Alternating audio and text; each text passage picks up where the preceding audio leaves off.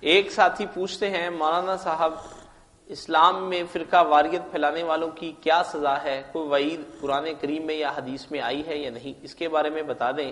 میں نے ایک اپنے ساتھی سے بات کی کہ قرآن کریم میں ہے کہ آپس میں تفرقہ نہ کرو، تو ساتھی نے جواب میں مجھے یہ کہا کہ وہ تو اس فرقہ حقہ کی بات ہے جو فرقہ حق پر ہے، اور وہ اپنے اندر تفرقہ نہ پیدا کرے۔ یہ نہیں کہا کہ دوسروں کے بارے میں نہ کہو کہ وہ یہ ان کو روکو نہیں، ان کو منع نہ کرو۔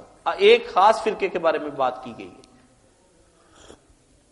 فرقہ تو اللہ پناہ جو تھا ہی کوئی نہیں، اور نہ ہونا ہی چاہیے تھا۔ امت تھی، ساری جماعت ایک تھی، خیال کا فرق کوئی بات نہیں، کسی کو کوئی سمجھایا یہ کوئی بات نہیں، مگر سارے متحد تھے، محبت تھی، ایک دوسرے کے پیچھے نمازیں پڑھتے تھے۔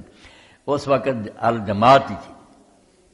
اب بھی جو لوگ نا بے شک کسی گروہ سے ان تک کا تعلق ہو، سمجھتے ہو کہ وہ زیادہ حق پر، مگر نماز پڑھیں دوسروں کے ساتھ، محبت کریں، جنازوں میں شریک ہوں، کوئی ایسا نہ سمجھے کہ یہ غیر مسلم ہے۔ وہ سارے ایک ہی جماعت کے ارکان ہیں۔ جو یہ جدا جدا کر دیتے ہیں کہ مسجدیں الگ، نماز نہیں ساتھ پڑھنی، جنازوں میں شریک، وہ فرقہ تفریق سے نکلا، وہ مجرم ہے۔